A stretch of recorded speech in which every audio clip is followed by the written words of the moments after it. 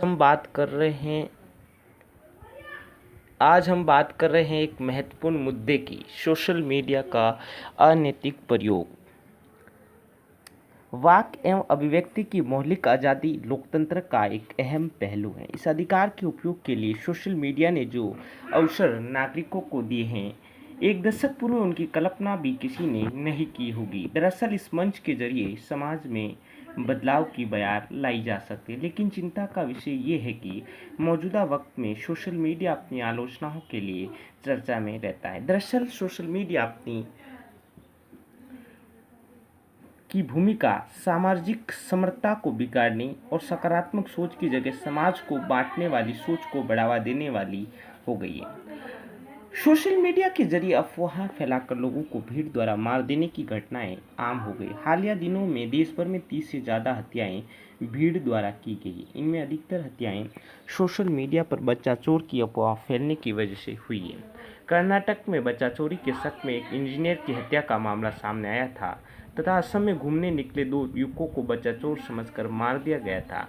मध्य प्रदेश के सिगरौली में एक महिला को बच्चा चोर समझकर मार डाला गया। इसके अलावा असम, महाराष्ट्र, झारखंड, तमिलनाडु जैसे राज्यों में भी ऐसी घटनाओं को अंजाम दिया गया। ऐसे में सवाल ये उठता है कि जिस सोशल मीडिया को जानकारी साझा करने, नवाचार कायम मंच समझा गया, वही आज लोगों की मौत की वजह क्यों बन रहा है। जिस सोशल मीडिया ने ट्यूनीशिया में लोकतांत्रिक अधिकारों की बहाली के लिए अरब क्रांति की नींव रखी थी, वही सोशल मीडिया आज भारत के लिए चिंता का विषय क्यों बन गए। हम एक ऐसे समय में जब देश के कई हिस्सों से धार्मिक सद्भावना बिगड़ने की खबर आ रही थी, तब सोशल मीडिया एक सकारात्मक रचनात्मक भूमिका निभा सकता है। लेकिन ये चिंता का विषय है कि ऐसा नहीं हो पा रहा है। आइए इन्हीं पहलों की पड़ताल करते हैं कि किन किन रूपों में सोशल मीडिया का आज दुरुपयोग हो रहा है। दरअसल सोशल मीडिया का दुरुपयोग कई रूपों में किया जा रहा है। इसके जरिए न केवल सामाजिक धार्मिक उन्माद फैलाया जा रहा है, बल्कि राजनीतिक स्वार्थ के लिए भी गलत जानकारियां घर घर परोसी जा रही। इससे समाज में हिंसा को बढ़ावा तो मिल ही रहा है, साथ ही हमारी सोच को नियंत्रित करने की कोशिश की जा रही है। पिछले लोकसभा सत्र में गृह राज्य मंत्री श्री हंसराज अहीर ने एक सवाल का जवाब देते हुए बताया कि 2017-18 में फेसबुक, ट्विटर समेत कई साइटों पर 2245 आपत्तिजनक सामग्रियों के मिलने की शिकायत की गई थी, जिससे जून 2018 तक 1662 सामग्रियां तो हटा दी गई। फेसबुक ने सबसे ज़्यादा 956 आपत्तिजनक सामग्रियों को हटाया। इससे ज़्यादातर वे कमेंट थे जो धार्मिक भावनाओं, राष्ट्रीय प्रतीकों के अपमान का निषेध करने वाले कानूनों का उल्लंघन करते थे। इतनी कम अवधि में बड़ी संख्या में आपत्तिजनक कंटेंट्स का पाया जाना ये बताता है कि सोशल मीडिया का कितना बड़ा दुरुपयोग हो रहा है। एक अनुमान के मुताबिक हर 40 मिनट में फेसबुक संबंधित एक पोस्ट को हटाने की रिपोर्ट की जाती है। दरअसल अधिकतर व्यक्ति बिना सोचे समझे ही किसी भी पोस्ट को साझा कर देते हैं। दरअसल व्हाट्सएप, फेसबुक पर कई सोशल ग्रुप बने होते हैं। अक्सर ये ग्रुप्स किसी विचारधारा से प्रेरित होते हैं या किसी खास मकसद से बनाए जाते हैं। अगर ये कहा जाए कि अधिकतर ग्रुप्स राजनीतिक विचारधारा से प्रेरित होते हैं तो गलत नहीं होगा। यहाँ बिना किसी रोक टोक के धड़ल्ले से फेक न्यूज़ बनाए और साझा किए जाते हैं। जाहिर है ये न्यूज़ किसी खास भावना या मकसद से तैयार किए जाते होंगे। फिर ये कहना गलत भी नहीं होगा कि सामाजिक स्वार्थ के सामने सोशल मीडिया एक चुनौती बनकर खड़ा है। दूसरी तरफ सोशल मीडिया के जरिए ऐतिहासिक तथ्यों को भी तोड़ मरोड़ कर पेश किया जा रहा है। न केवल ऐतिहासिक घटनाओं को अलग रूप में पेश करने की कोशिश की जा रही है, बल्कि आज़ादी के सूत्रधार रहे नेताओं के बारे में भी गलत जानकारियां बड़े स्तर पर साझा की जा रही है।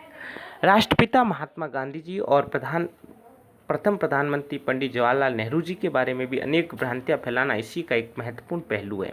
मुमकिन है कि राजनीतिक फायदा हासिल करने के लिए ऐसा किया जा रहा हो। विश्व आर्थिक मंच ने भी अपनी जोखिम रिपोर्ट में बताया कि सोशल मीडिया के जरिए झूठी सूचना का प्रसार उभरते जोखिमों से एक है।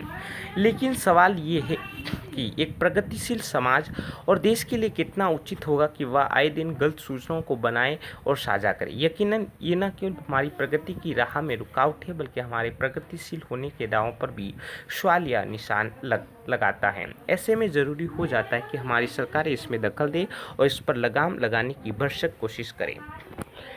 क्या हमारी सरकारों ने इस पर रोक लगाने की कोई पहल की है? दरअसल सरकार की तमाम कोशिशों के बावजूद सोशल मीडिया के जरिए अनैतिक प्रयोग पर लगाम नहीं लग पा रही है। इसके लिए भारत सरकार ने साइबर सुरक्षा नीति, सूचना तकनीक कानून भी बनाए, लेकिन इस कानून के क्रियान्वयन में दिक्कत आने की वजह से सोशल मीडिया पर अफवाहों को रोकने में कामयाबी नहीं मिल पा रही है। हाल ही में केंद्र सरकार ने सूचना तकनीक कानून की धारा 79 में संशोधन का मसौदा तैयार किया। इसके तहत फेसबुक, गूगल जैसी कंपनियां अब अपनी जिम्मेदारी से नहीं भाग सकेगी। साथ ही नए दिशा निर्देश जारी करने की तैयारी।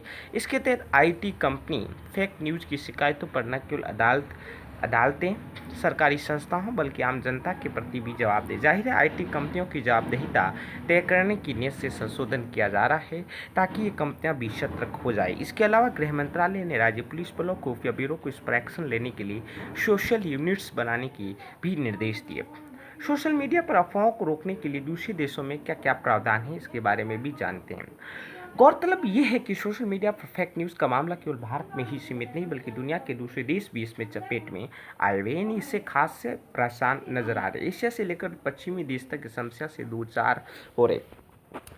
मलेशिया में इसके लिए दोषी व्यक्ति को 6 साल की सजा का प्रावधान है, जबकि थाईलैंड में 7 साल की सजा। पड़ोसी देश पाकिस्तान में गलत खबर के जरिए किसी की भावना को ठेस पहुंचाने वाले व्यक्ति को सजा और जुर्माना दोनों का प्रावधान है। इसके अलावा सिंगापुर, चीन, फिलीपींस आदि देशों में भी गलत खबरों पर रोक लगाने के लिए बहुत ही सख्त कानून बनाए गए। भारत में सोशल मीडिया के सकारात्मक प्रयास, हालांकि ये सच है कि भारत सोशल मीडिया की वजह से फैल रही नफरतों से संघर्ष तो कर रहा है, लेकिन ये भी सच है कि भारत में सोशल मीडिया के जरिए कई सकारात्मक पहलों को भी अंजाम दिया गया है।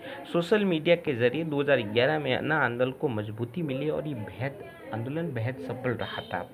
दिल्ली में निर्भया कांड के बाद एक सफल आंदोलन, रोहित वेमुला प्रकरण पर छात्रों की लामबंदी आदि जैसे प्रयास भी बेहद सफल है।